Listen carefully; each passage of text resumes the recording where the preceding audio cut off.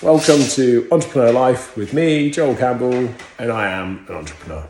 It's just gone 7 o'clock, it's Sunday morning. I'm going to go for a run today. Today is a light cardio day, so I'm going to do about half an hour, 45 minutes of a gentle run. And then I'm going to go and get about my day. So I'm going to go, as you'd expect, get a cup of tea, sit in the hot tub. I'll get dressed. I've got some work I want to do this morning. I've got some friends coming over in a bit. We're going out for dinner later, and I'm going to find time in there to squeeze in sitting down and doing an actual proper video to finish this off. But right now, I'm going to head out for my light cardio run. Good morning. I was going to do this yesterday, but I was the tiredness kind of hit me. So whoever said there's no jet lag coming back from New Zealand, was talking bollocks. So it's 6:45 in the morning. I've just come out of the gym. I've just done a shoulder and ab session. Feeling okay.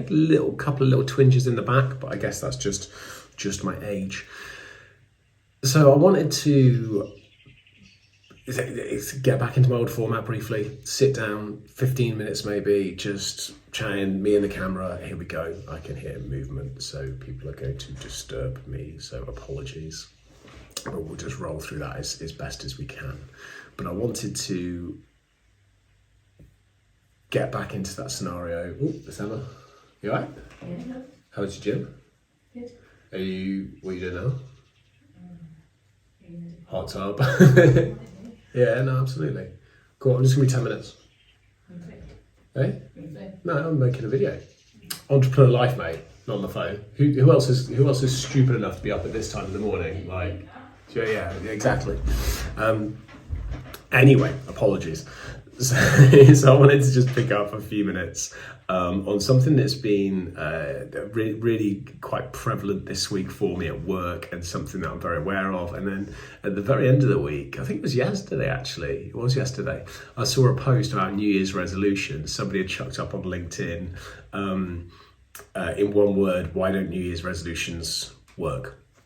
And there was a few different comments on it. I was thinking, oh God, one word, that's really challenging. And I ended up putting up the word nonsensical.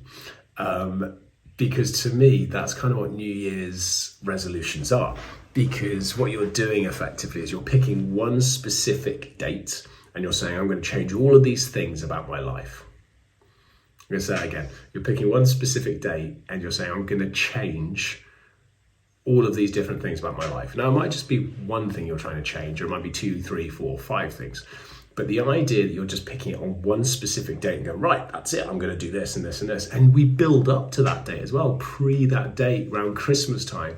Everyone's like, well, I can drink and I can eat and I can do this because, the diet starts on the 1st, or, I'm going to stop drinking on the 1st, or I'm going to stop smoking on the 1st, or I'm going to hit the gym on the 1st, or I'm going to, eat healthy on the 1st, or I'm going to do this on the 1st, or I'm going to sleep better, I'm going to all these kind of things. So we make this pre-change conception in our heads, and then we hit the 1st of January and we might manage it for a couple of days, might manage it not at all, might manage it for 10 days, and then it drops off and you're just back into normality, let's call it. And I find it's nonsensical. It makes no fucking sense doing New Year's resolutions. Why would you do a New Year's resolution on the 1st of January as opposed to the 26th of February or the 18th of March or the 30th of August or the 25th of May? It's my birthday. Why pick that specific date? Because that's something that we've been driven into, I guess, probably by marketeers around the whole Christmas thing. Because if you think about it, the 1st of January actually is a stupid date to try and make loads of change, because it's the depths of the winter, and as human beings, we're conditioned, it's our natural instinct to hibernate in the winter, to come inside, to, be in the warm, to be in our houses, to kind of not go out as much, to congregate a little bit more in that sense internally. That's kind of what happens in the winter, is you come back into your shell, and it's not till spring where you come out. Funny enough, it's like, wildlife and trees and stuff like that, flora and fauna. In the winter, they kind of go into themselves. In the spring, they blossom and they come out. Obviously into the summer, they flower and off we go. It's the same with people. So trying to make huge change in the depths of winter it's probably a really bad idea. If you're going to try and make a huge change, why don't you do it at the beginning of spring or the middle of spring or the beginning of summer, when you've at least got better weather and it's lighter earlier in the mornings, and just generally that will make you feel better about everything you're kind of doing. Everyone loves exercising more in the summer at 5, 6 in the morning. For those people that exercise 5, 6 in the morning, when the sun's coming up and you get those lovely sunrises, as opposed to the depths of winter when it's bloody freezing, you have to wear 3 or 4 fucking layers, including thermals. It's dark, even like it's 7 o'clock nearly, it's still dark. So it's nonsensical. The reason I wanted to pick this up is because it's all about change. And I think traditionally, people are really, really resistant to change. They really dislike it. And this week it was prevalent for me because we just built a new education program. It's a brilliant program. It's had numerous different people involved in it across our organisation. It's had a lot of looking and researching into the curriculum. It's had a lot of conversations with different teachers at different levels from different schools, universities, colleges, loads of different feedback. We've built this amazing program. It truly is a game changer. Education behind bars, and I won't go into the depths of it, but it mixes our tour aspect, our heritage, immersion, experience aspect with some lovely little tweaks and some in-cell experiences. And then it has an educational activity section, which is all about group learning and using real specifics, using actual crimes and actual criminals from the past, whether it's the bathhouse wife murderer, whether it's the Cray twins, whether it's the suffragette movement, all these kind of things. And then we do like a self-guiding discovery beyond that. And it's this brilliant program.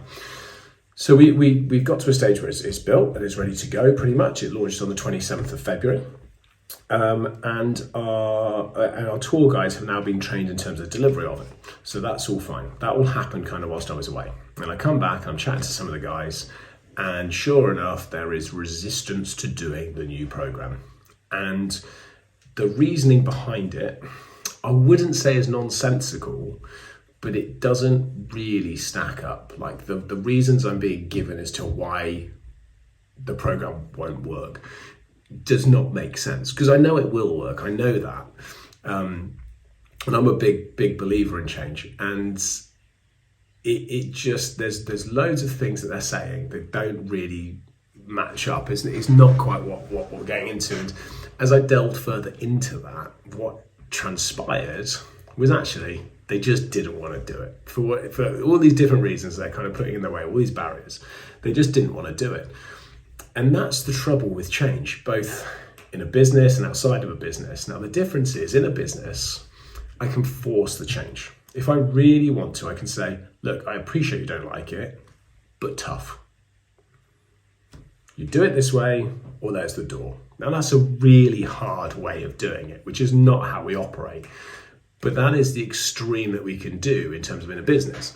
If it's you trying to gain a personal goal, then I've got no right to get involved in that. So there's different ways that I can affect or support or try and influence that change. So obviously now what I have to do is I have to work with the teams and we have to instill that change, because we want everybody believing in it, because then it gets delivered better. If you're forced to do something at work, for example, forced to deliver something you don't want to do, you don't like doing, you don't believe in fundamentally, you're not going to do it very well. So that's why, in change behavior, I now need to take the team on the journey, or the team actually below me will need to take the team on the journey to get them to that end goal. And they may watch this video, they probably won't, but if they do, they'll know exactly what I'm talking about. They'll know exactly who they are. And my hope for this is they will see it and go, do you know what, let's at least give it a go. Let's at least chuck it all in 100%. Let's go for it for 3 months and let's see how it transpires, because I'm 99.9% sure and I'm 0.1% certain that the program's better. I know it is. It's a game changer. And ironically, it's something we've been talking about for years with some of these people. And we've all been talking about doing it and building it and putting it in. And now it's here. There's resistance. And it's nothing to do with the program. It's just to do about change. And I got caught in that myself earlier this week. And again, I did it in a video that Paul's already done, which I probably has already gone out, which is where Lauren wanted to change the way we do our performance review and development meetings, or like our HAR meetings as they used to be called. And I was like, no. They are what they are. That's how they're staying. And I really pissed her off, and I ended up having to apologize a couple of times. And actually, she's right, and it's change. And I was there. I was then the resistance to the change. So it actually took me about 3.5 minutes to get my head there. I walked away from the situation, went back into my own office. It's in the last video. I went back into my office, and I was kind of chewing it through in my head. I was walking around. I was kind of thinking about what had just happened, reflecting on it. I was like, no, do you know what? I'm fucking wrong here. I'm making this harder. I'm stopping the change. Lauren's in a position for a specific reason. She's good at her job. I should just let her crack on with it. So I went back in, apologized, was like, hey man, do you know what? Not my place. You fucking crack on. And then when they asked if I wanted to have a look at the program, I was like, nope, you just crack on and put it together. Fine with that. And that has then embedded a different level of change to go a stage further for me of something else I would like to do, or something else I would like Lauren to do, along with somebody else, to make a huge change to what we're doing. So I really like change. I'm a big advocate for change. I'm a big advocate, I would say, for positive disruption, in the sense of I like to challenge the status quo of how we do things and look at it and kind of go, is there a better way of doing it? Do we just do that because that's how we've always done it? And is there a better way? And obviously when you go down that road, that means regular change. I use the word positive disruption, and that is what I do. It never comes across as positive disruption, and it never comes across positive disruption because I'm what I like to call prickly, which is a polite way of saying I'm a dick. And I have my moments. I have my moments of brilliance. I have my moments of being, beeping. I have my moments of brilliance. I have my moments of idiocracy. I have my moments of, really supporting people. I have my moments of going, do you know what? I just can't deal with that right now. But I am a prickly character, and I recognize that, and it depends on the mood you get me and what you're after and how you approach and where you come at things, and also what I'm doing and stuff is how I respond, and I'm okay with that. It's other people that have the challenge. So that's why when I talk about positive disruption, sometimes it comes across as just me being a dick, but it's not. It's just part of my personality, and to change my personality is rooted deep into my core. So I do my best to recognize it, but fundamentally I'm going to be like that for the rest of my life, and probably I'm going to get worse. So there's some change in that, but I really like change because I believe that change is where you grow. I watched a good video yesterday with Stephen Bartlett talking about being outside your comfort zone, and that imposter syndrome side, which again, I have conversations about with people at different points, and about actually that's the point of growth, and that's the point of when you're growing, that's a positive, and totally agree with that. And I think that's exactly the same with change. When you're going through change, what you're doing is you're growing, you're developing, and that can only be a positive. So I thought I would just pick up on that one quickly. That's pretty much it. I'm gonna finish off. I'm gonna go grab a cup of tea. I'm gonna go sit in the hot tub for 20 minutes. I'm gonna come back in. I'm gonna shower. I'm gonna shave. I'm gonna get all my stuff together. I've already packed, and I'm getting picked up at 9 o'clock by Jeff and Lauren, and we're heading down to Somerset for the next. Well, I'm going down for the next 4 days. They're going down for 1 or 2. So a lot going on in Somerset this week. So I'll make sure I'll probably do some caption videos as I go, and then give it to Paul, and he can just piece it all together. But yeah, that's been Entrepreneur Life with me, Joel Campbell, and I am an entrepreneur.